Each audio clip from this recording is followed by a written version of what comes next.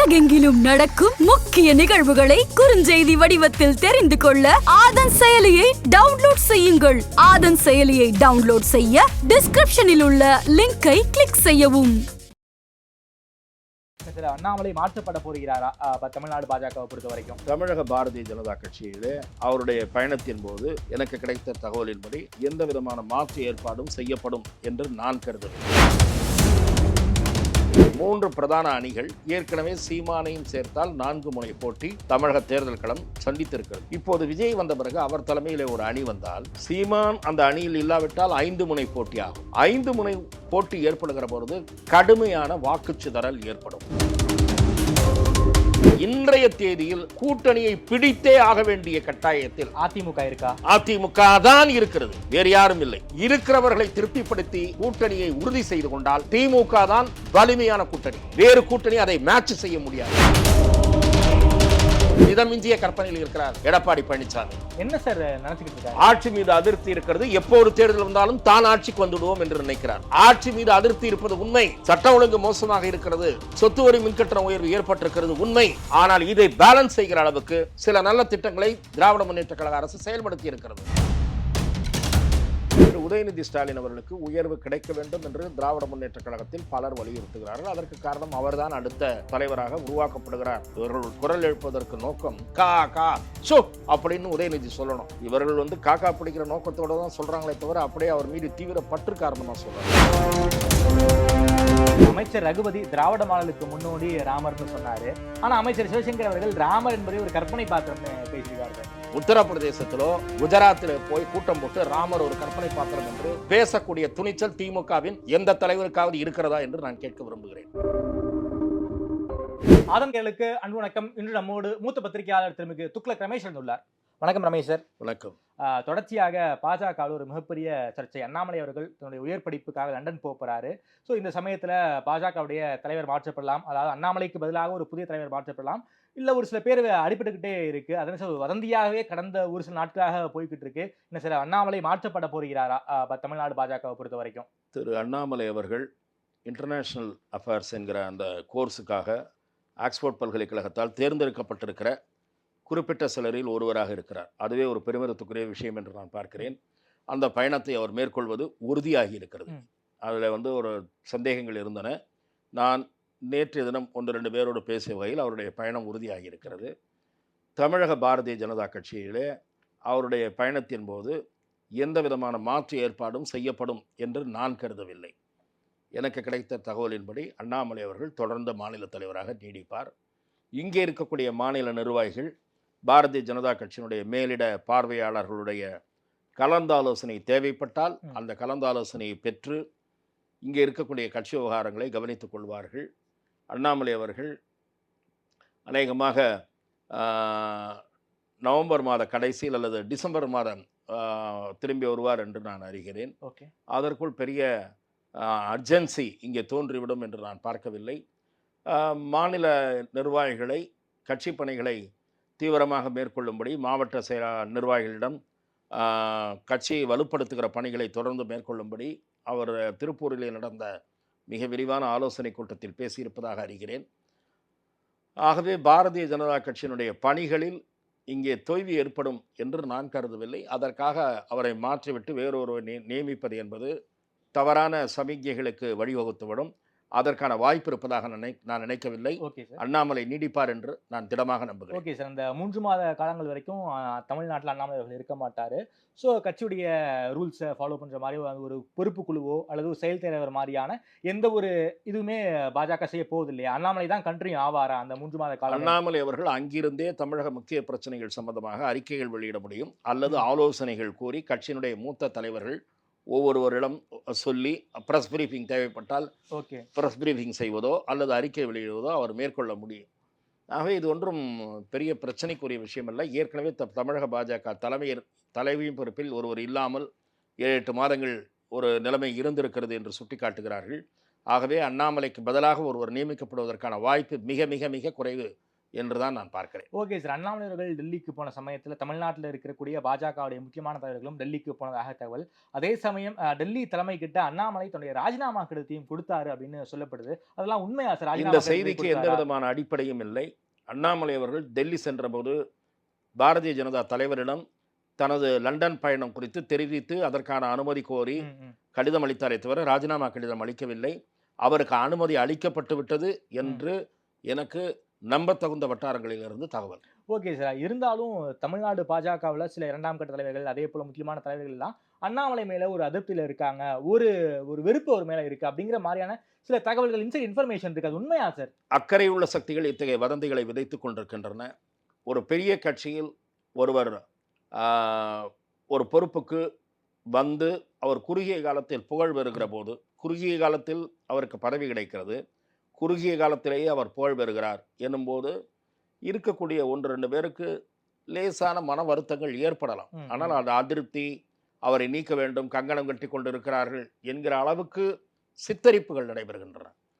தமிழக பாரதிய ஜனதா கட்சியின் வளர்ச்சிக்கு ஆரம்ப காலத்திலிருந்து பல்வேறு தலைவர்கள் பங்களிப்பை செலுத்தி இருக்கிறார்கள்.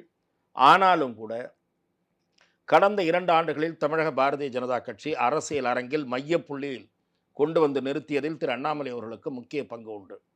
தமிழகத்தில் திராவிட முன்னேற்றக் கழக அரசுக்கு எதிராக ஆக்கபூர்வமான வலிமையான ஒரு எதிர்க்கட்சி தலைவராக செயல்படக்கூடியவர் அண்ணாமலை தான் என்கிற கருத்து பல ஊடகவியலாளர்களால் ஏற்கப்பட்டிருக்கிறது. பாரதிய ஜனதா கட்சியின் பக்கம் இளைஞர்களை திருப்பி இருப்பதில் அவருக்கு ஒரு முக்கிய பங்கு இருக்கிறது. ஆகவே அவரது வளர்ச்சி என்பது பெரிதாக பார்க்கப்படுகிற போது இயல்பாகவே சிலருக்கு அந்த அளவுக்கு தங்களுக்கு முக்கியத்துவம் கிடைக்கவில்லை என்கிற அதிருப்தி இருக்கலாம், அல்லது மனக்குறை இருக்கலாம். ம், ம். ஆனால் அதன் காரணமாக பிரச்சனை, கட்சிக்குள் பிரச்சனை என்று பூதாகரமாக சித்தரிப்பதை நான் ஏற்றுக்கொள்ளவில்லை. Okay sir. சமீபத்தில் ஒரு செய்தியாளர் சந்திப்பு. அதில் அண்ணாமலை அவர்கள் என்ன சொல்றாருன்னா, 2026 பொறுத்த வரைக்கும் தமிழ்நாட்டில் கூட்டணி ஆட்சி தான் நடக்க போகுது அப்படின்னு சொல்லியிருக்காரு. நீங்களும் பல முறை சொல்லியிருக்கீங்க. எப்படி சார் கண்ணு கட்டிய தூரம் வரைக்கும் கூட்டணி ஆட்சிக்கான சாத்தியமே இல்லாத மாதிரி தெரியுதே சார்? அது உங்களுக்கு தெரிகிறது, எனக்கு வாய்ப்பு இருப்பதாக தெரிகிறது. எப்படி சார்? திராவிட முன்னேற்றக் கழகம் வலிமையான கூட்டணியோடு இருக்கிறது. ம். இன்றைய தேதி வரை திராவிட முன்னேற்றக் கழகத்தில் அணியில் 1-2 கட்சிகளுக்கு சில மன வருத்தங்கள் இருக்கலாம். ம். ஆனால் அந்த கூட்டணி விட்டு வெளியே வருகிற அளவுக்கு அந்த வருத்தங்கள் இல்லை. ஆகவே தமிழக அரசியலில் 3 அணிகள் என்று நாம் வைத்துக்கொண்டால், இன்றைய தேதி வரை நடிகர் விஜய் இன்னும் வரவில்லை.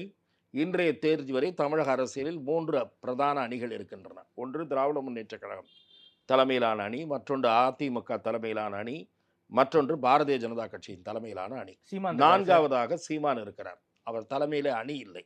அதற்காக அவரை நான் 4வதாக சொல்லுகிறேன். 3 பிரதான அணிகள். ஏற்கனவே சீமானையும் சேர்த்தால் 4 முனை போட்டி நாடாளுமன்ற தேர்தலில் கட்சி அந்த தமிழக தேர்தல் களம் சந்தித்திருக்கிறது. இப்போது விஜய் வந்த பிறகு அவர் தலைமையிலே ஒரு அணி வந்தால், சீமான் அந்த அணியில் இல்லாவிட்டால் 5 முனை போட்டி ஆகும். 5 முனை போட்டி ஏற்படுகிற பொழுது கடுமையான வாக்குச்சிதறல் ஏற்படும். இதே வாக்கு வங்கியை திராவிட முன்னேற்ற கழகமே கூட பெறுவது சந்தேகம். இருக்கிற அணியில் திராவிட முன்னேற்ற கழக அணி முதன்மை அணியாக இருக்கலாம், அது வேறு விஷயம். அதற்கு நான் பின்னாலே வருகிறேன். ஆனால் அதிமுக இன்றைய தேதியில் வலிமை இழந்த நிலையில் காணப்படுகிறது. அந்த வலிமை இழந்த நிலை என்று நான் சொல்லுவது வெறும் மதிப்பீடு அல்ல, தேர்தல் முடிவுகள், நாடாளுமன்ற தேர்தல் நமக்கு உணர்த்துகிற உண்மை நிலவரம். நாடாளுமன்ற தேர்தலில் அதிமுக 7 தொகுதிகளில் டெபாசிட்டை இழந்து 12 தொகுதிகளில் 3வது இடத்திற்கு செல்லப்பட்டிருக்கிறது. ஆகவே அதிமுக ஒரு வலிமையான கூட்டணியை கட்டமைக்கக்கூடிய நிலை இன்றைய தேதியில் இருக்கிறதா? இன்றைய தேதியில் இல்லை. ஓராண்டுகளில் நிலவரம், ஓராண்டு காலத்திற்குள் எத்தனையோ மாற்றங்கள் நிகழலாம் என்பதை நானும் ஏற்றுக்கொள்கிறேன். அதிமுக ஒன்றுபட்டு அதே போல பாரதிய ஜனதா அணியிலே இன்றைய தேதியில் இடம்பெற்றிருக்கக்கூடிய பாட்டாளி மக்கள் கட்சியை ரோப்பின் செய்ய வேண்டும், இழுக்க வேண்டும். இழுத்தால் அதிமுகவினுடைய வலிமை கூடும். அது நாம் பொறுத்திருந்து பார்க்க வேண்டிய விஷயம். இப்போதைய நிலவரப்படி பார்த்தால் சீமான் 8 முதல் 10% வாக்குகளை வாங்கக்கூடியவராக இருக்கிறார். பாரதிய ஜனதா கட்சி பாட்டாளி மக்கள் கட்சியும் உள்ளடக்கிய அணியாக 18% வாக்குகளை வாங்கி இருக்கிறது. 18 8 26, 8 முதல் 10 வாங்கி இருக்கிறார். விஜய் குறைந்தபட்சம் 8% வாங்கினால் 26 8 34. பிறகு அதிமுகவும் பதிவாகிற வாக்குகளில் அதிமுகவும் திமுகவும் பிரித்து கொள்ள வேண்டும். 60 65% வாக்குகளை மீதி பேர் பிரித்து கொள்ள வேண்டும். இப்படிப்பட்ட நிலையில் எந்த ஒரு தனி கட்சிக்கும் மெஜாரிட்டி கிடைக்காமல் போகிற நிலைமை ஏற்படலாம் என்பது சில அரசியல் விமர்சகர்களுடைய பார்வை. நானும் அதை முழுமையாக நம்புகிறேன். இன்னொன்று, பாட்டாளி மக்கள் கட்சியும் சரி, பாரதிய ஜனதா கட்சியும் சரி, தேர்தலில் தங்களுடைய நிலைப்பாடு 2026 சட்டசபை தேர்தலில் தங்களுடைய நிலைப்பாடு என்பது கூட்டணி ஆட்சியை நோக்கியதாகத்தான் இருக்கும் என்று சொல்லுகிறார்கள். அன்புமணியும் அதான் சொல்றாரு, அண்ணாமலையும் அதான் சொல்றாரு. அப்படியானால் இந்த இரண்டு கட்சிகளும் மிக அதிகமான இடங்களில் போட்டியிட விரும்புவதை தெளிவாக உணர்த்தி இருக்கின்றன. பிற கட்சிகளுக்கு உணர்த்தி இருக்கின்றன. இன்னும் சொல்லப்போனால் பாரதிய ஜனதா கட்சி சில தலைவர்கள் திராவிட முன்னேற்ற கழகத்தை வீழ்த்த வேண்டும் என்றால் அண்ணா திராவிட முன்னேற்ற கழகத்துடன் கூட்டணி அவசியம் என்று கருதுகிறார்கள். அந்த கருத்துக்கு திரு அண்ணாமலை அவர்கள் உடன்படாதவர் அல்ல என்றாலும் கூட அவருடைய கருத்து என்னவென்றால் 2026 தேர்தலில் பாரதிய ஜனதா கட்சி ஆட்சியில் பங்கு வகிக்கிற கட்சியாக இருக்க வேண்டும். இன்னொரு கட்சி ஆட்சிக்கு வருவதற்கு உதவுகிற கட்சியாக மட்டுமே இருக்கக்கூடாது என்பதுதான் அவருடைய நிலை. எந்த கூட்டணிக்கு போனாலும் ஆட்சியில பங்கு வேண்டும்ங்கிறதுல பாஜக உறுதியா இருக்காங்களா? பாஜக உறுதியாக இருக்கிறது. அதே போல பாட்டாளி மக்கள் கட்சியும் உறுதியாக இருக்கிறது. அண்ணாமலை அதிமுகவோடு உடன்பாடு என்று சொன்னால் ஆட்சியில் பங்கு என்பது நிபந்தனையாக இருக்க வேண்டும் என்று கருதுகிறார். அன்புமணி அந்த அளவு தொகுதிகளை பெற வேண்டும் என்று விரும்புகிறார். ஆக இதுதான் கள நிலவரம், யதார்த்த நிலவரம். அதிமுக எப்படியாவது ஒரு வலிமையான கூட்டணியை கட்டமைக்க வேண்டிய கட்டாயத்தில் இருக்கிறது. இதற்கு அதிமுக ஒத்துப்பாங்களா? பாஜகவோடு கூட்டணி கிடையாதுன்னு எடப்பாடி தொடர்ச்சியா சொல்லிட்டு இருக்காரு. அதிமுகவில் இருக்கக்கூடிய 1-2 முன்னணி தலைவர்களோடு தனிப்பட்ட முறையிலே நான் பேசுகிற போது நிச்சயமாக கூட்டணி ஆட்சி என்பதை தேர்தலுக்கு முன்னால் நாங்கள் ஒப்புக்கொள்ள முடியாது. ஒப்புக்கொண்டால் அது பலவீனமாக நிலையை காட்சியளிப்பதோடு மக்களாலும் நிராகரிக்கப்படுகிற நிலையை தோற்றுவிக்கலாம் என்று அவர்கள் கருதுகிறார்கள். ஆனால் நீங்கள் கூட்டணி ஆட்சி என்பதற்கு ஒப்புக்கொள்ளாமல் இருக்கலாம். ஆனால் அதிக அளவு தொகுதிகளை விட்டுக் கொடுக்க வேண்டிய நிலை ஏற்படும். உதாரணமாக சொல்வதானால், ஏற்கனவே அதிமுக கூட்டணியில் என்னுடைய நினைவு சரியாக இருக்குமானால் அதிகபட்சமாக 34 தொகுதிகளை பாட்டாளி மக்கள் கட்சி இதற்கு முன் பெற்றிருக்கிறது. இந்த முறை பாட்டாளி மக்கள் கட்சியினுடைய நண்பர்கள் வாயிலாக நான் அறிவது 50 தொகுதிகள் வரை பாமக கோரும் என்று கூறுகிறார்கள். அதிமுகவா இருந்தால் 50 தொகுதிகளை கேட்போம், பாஜகவா இருந்தால் இன்னும் கூடுதலாக கேட்போம் என்பது அவர்களுடைய நிலையாக இருக்கிறது. இன்றைய தேதியில் அதிமுக ஒன்றுபட்டு கொஞ்சம் வலிமை கூடினால் அவர்கள் கேட்கிற தொகுதி குறையலாம், எனக்கு தெரியாது. ஆனால் இன்றைய தேதியில் கூட்டணியை பிடித்தே ஆக வேண்டிய கட்டாயத்தில் அதிமுக இருக்கா? அதிமுக தான் இருக்கிறது, வேறு யாரும் இல்லை. திமுக இல்லை. திமுக இருக்கிற கூட்டணியை தக்க வைத்துக் கொண்டாலே போதும் என்கிற நிலையில் இருக்கிறது. திமுகவுக்கு புதிதாக ஒரு கட்சி வந்தால் அது வரவு, ஆனால் ஓவர்ஃப்ளோ என்றால் அகாமடேட் செய்ய முடியாத நிலை ஏற்படும். இருக்கிறவர்களை திருப்திப்படுத்தி வைத்துக் கொள்ள வேண்டும். இருக்கிறவர்களை திருப்திப்படுத்தி கூட்டணியை உறுதி செய்து கொண்டால் திமுக தான் வலிமையான கூட்டணி. வேறு கூட்டணி அதை மேட்ச் செய்ய முடியாது என்பதுதான் இன்றைய நிலவரம். ஆகவே அதிமுக ஆள் பிடிக்க வேண்டிய அவசியத்தில் இருக்கிறது. இப்போ இருக்கிற நிலைமையை பொறுத்த வரைக்கும் அதிமுகவால வலிமையான கூட்டணியை உருவாக்க முடியுமா சார்? அதுக்கு சாத்தியம் இருக்கா? சாத்தியம் இருக்கிறது. பல விட்டு கொடுத்தல்களை செய்ய வேண்டும். நீங்கள் உங்களை பற்றிய கற்பனையில் இருக்கிறீர்கள், மிதமிஞ்சிய கற்பனையில் இருக்கிறார் எடப்பாடி பழனிசாமி. என்ன சார் நினைச்சுக்கிட்டு இருக்காரு? ஆட்சி மீது அதிருப்தி இருக்கிறது, எப்போது தேர்தல் வந்தாலும் தான் ஆட்சிக்கு வந்துடுவோம் என்று நினைக்கிறார். ஆட்சி மீது அதிருப்தி இருப்பது உண்மை. சட்ட ஒழுங்கு மோசமாக இருக்கிறது, சொத்து வரி மின்கட்டண உயர்வு ஏற்பட்டிருக்கிறது உண்மை. ஆனால் இதை பேலன்ஸ் செய்கிற அளவுக்கு சில நல்ல திட்டங்களை திராவிட முன்னேற்ற கழக அரசு செயல்படுத்தி இருக்கிறது. மகளிருக்கு அண்மையிலே தமிழ் புதல்வன் என்று உயர்கல்வி பயில்கிற மாணவர்களுக்கு 1000 ரூபாய் மாதம் அவர்களுக்கு போய் கிரெடிட் ஆகிவிடும் என்று சொல்லுவது சாதாரண திட்டம் அல்ல. கிட்டத்தட்ட 3.5 லட்சம் பேருக்கு மேல் பயனாளிகள் என்று சொல்லுகிறார்கள். அவர்களுடைய குடும்பத்து ஓட்டில் மிக பெரும்பாலான ஓட்டுகள் திராவிட முன்னேற்ற கழகத்திற்கு கிடைக்கும். அதே போல மகளிருக்கு 1000 ரூபாய் கிடைக்கிறது, அது வேற. அது ஏற்கனவே தொடங்கி பலனளிக்கிற திட்டம். பெண்களுக்கு இலவச பேருந்து, அதுவும் பயனளிக்கக்கூடிய திட்டம். நான் என்ன சொல்லுகிறேன் என்றால், வெறும் எதுவுமே செய்யாத அரசாங்கம் என்றால் நீங்கள் அந்த அரசாங்கத்தின் மீது கடுமையான அதிருப்தி இருக்கும். ஒரு பக்கம் சில நல்ல திட்டங்களையும் செய்கிறார்கள், ஒரு பக்கம் மக்களுக்கு அதிருப்தி இருக்கக்கூடிய விஷயங்களும் இருக்கிறது. இந்த விஷயங்கள் அதை காம்பன்சேட் செய்யும். பிளஸ் வலிமையான கூட்டணி என்பது அரசியலில் முக்கியம். 1+1+1=3. சில நேரங்களில் அது ஃபெயிலியர் ஆகும். அது எப்போது ஃபெயிலியர் ஆகும் என்றால், ஆட்சி மீது அதிருப்தி அலை மாதிரி வீச வேண்டும். அலை மாதிரி வீசவில்லை என்பது என்னுடைய பார்வை மட்டுமல்ல, பல ஊடகவியலாளர்களுடைய பார்வை.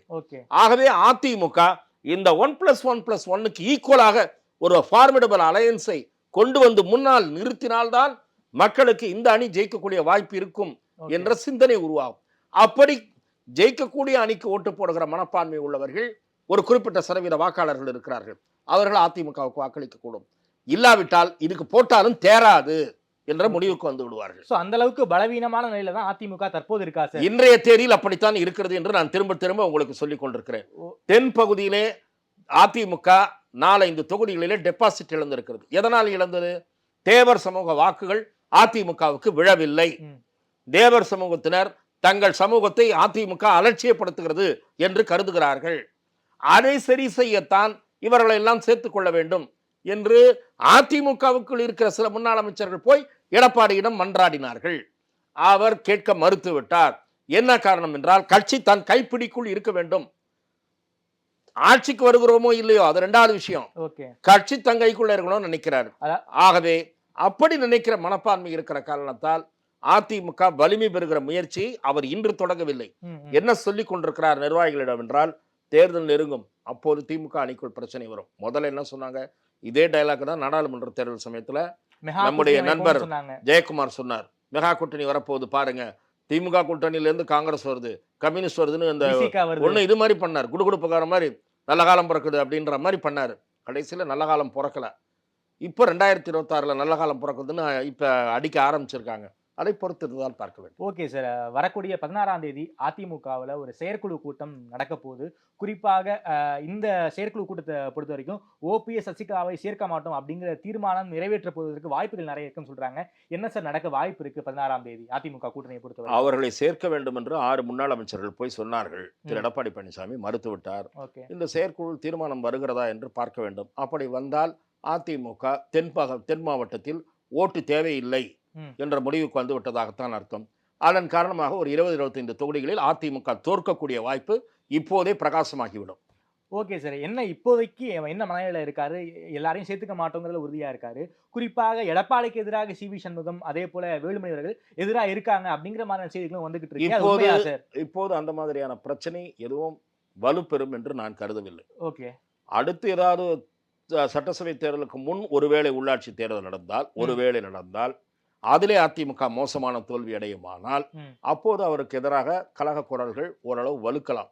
ஆனால் எனக்கு தெரிந்து இப்போது திரு எடப்பாடி பழனிசாமிக்கு எதிராக நீங்கள் குறிப்பிட்டபடி திரு சி.வி. சண்முகம், திரு வேலுமணி ஆகியோரெல்லாம் அதிருப்தியில் இருப்பது உண்மை. ஆனால் இப்போது எந்த பிரச்சனையும் அவர்கள் எழுப்புவார்கள் என்று நான் நினைக்கவில்லை. ஓகே சார், இந்த மாவட்ட செயலாளருடைய அதிகாரத்தை எடப்பாடி பழனிசாமி குறிக்க போறாரு. 2 சட்டமன்ற தொகுதிக்கு ஒரு மாவட்ட செயலாளர் அப்படின்னு பார்த்தா, அங்க வட மாவட்டங்களையும் சரி, குறிப்பாக கொங்கு மாவட்டங்களையும் சரி, அங்க இருக்கக்கூடிய மாஜிக்கள் இதை ஏத்துப்பாங்களா? அவருடைய சபாலியத்தை இதை ஏத்துப்பாங்களாங்க ஒரு மிகப்பெரிய கேள்வியா இருக்கு. இந்த அதிகார குறைப்பு என்பது அதிமுகவில் நடக்க வாய்ப்பு இருக்கா? அது நடப்பதற்கு வாய்ப்பு மிக குறைவு என்று நினைக்கிறேன். நிச்சயமாக வன்மையாக இவர்கள் எல்லாம் எதிர்ப்பு தெரிவிப்பார்கள். திரு சி.வி. சண்முகம், திரு வேலுமணி, அதே போல இன்னும் யாரெல்லாம் 5-6 தொகுதி வச்சிருக்காங்களோ அவங்கெல்லாம் அவ்வளவு சுலபத்தில் விட்டு தருவார்கள் என்று தோன்றவில்லை. இதற்கு எதிர்ப்பு எழும், தேவையில்லாத பிரச்சனைகள் தோன்றும். ஆகவே அங்கே புதிதாக யாரையாவது நியமித்தால் அவர்களுக்கு இவர்களுடைய ஒத்துழைப்பு கிடைக்காது. ஏற்கனவே இருக்கக்கூடிய பவர்ஃபுல்லான அமைச்சர்கள், முன்னாள் அமைச்சர்கள், அவர்கள் பின்னால் தான் கட்சி இருக்குமே தவிர புதிதாக போடுகிற டம்மியான எடப்பாடி ஆட்களுக்கு ஒத்துழைப்பு கிடைக்காது. சார், அதே போல திமுக சார், நீங்க திமுக கூட்டணிக்குள்ள ஒரு சில கட்சிகளுக்கு சில உரசல்கள் இருப்பதாக தான் தெரியுது. நீங்களே சொல்லியிருக்கீங்க. 2026 வரைக்கும் அந்த கூட்டணியை திமுக கொண்டு போயிடுவாங்களா சார்? நிச்சயமாக திராவிட முன்னேற்ற கழக கூட்டணியில் மார்க்சிஸ்ட் கம்யூனிஸ்ட் கட்சியினருக்கு, அரசு ஊழியர்கள், அந்த போல தற்காலிக பணியாளர்கள் இவர்களுக்கெல்லாம் கொடுக்கப்பட்ட வாக்குறுதிகளை நிறைவேற்றவில்லை என்ற ஒரு அதிருப்தி இருக்கிறது.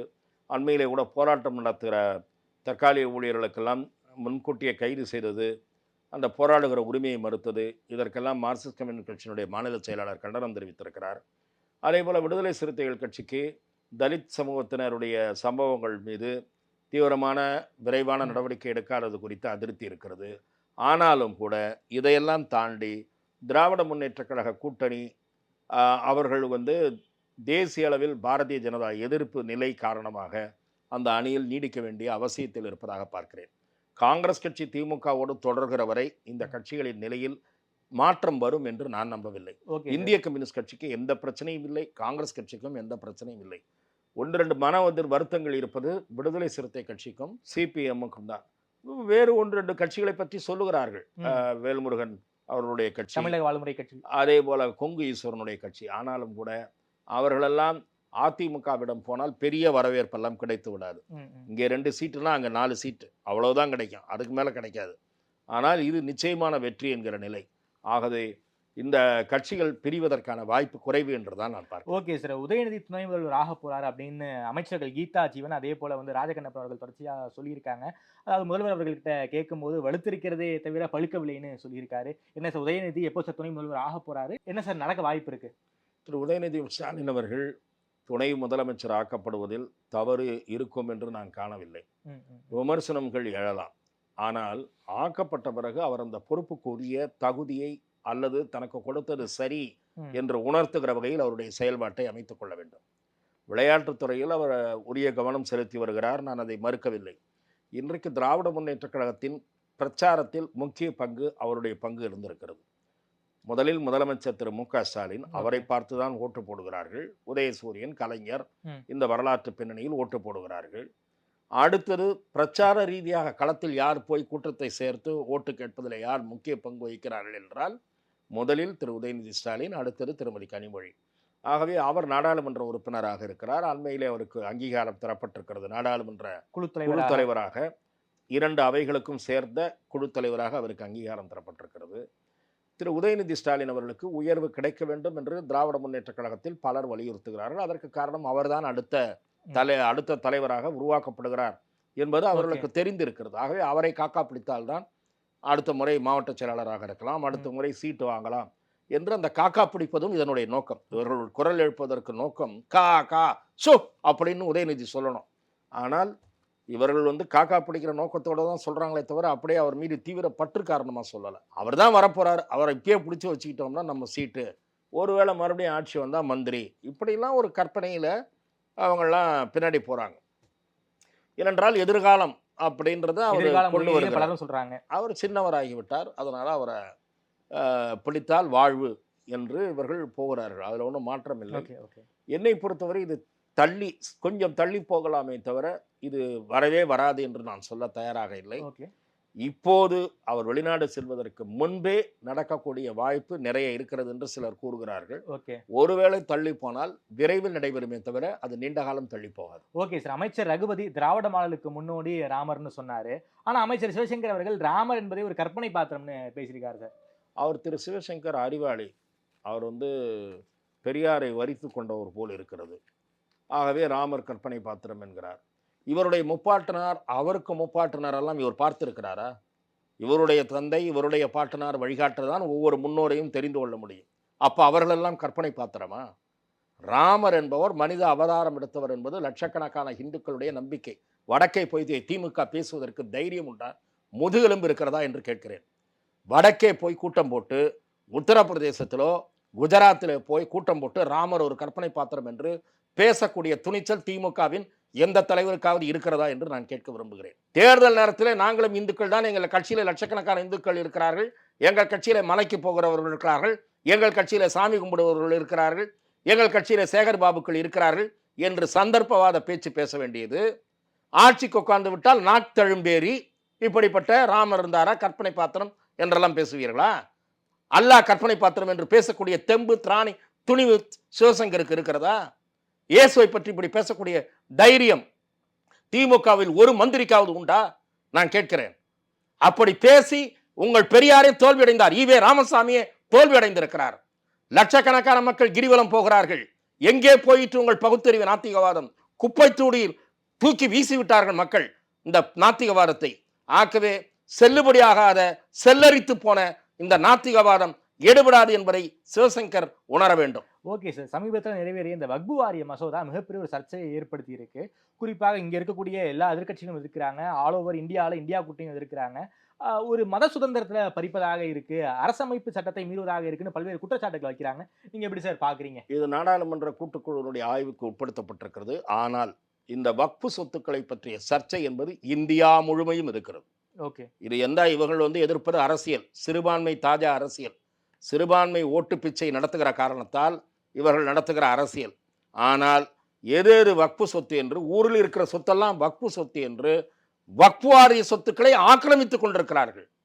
வக்ஃபு சொத்துக்கள் வக்ஃபுக்கு பயனளிக்கிறதா என்று கேட்டால் இல்லை. இங்கே தமிழ்நாட்டில் வக்ஃபு வாரிய பொறுப்பில் இருந்த சில பேர் என்னுடைய நெருங்கிய நண்பர்கள்.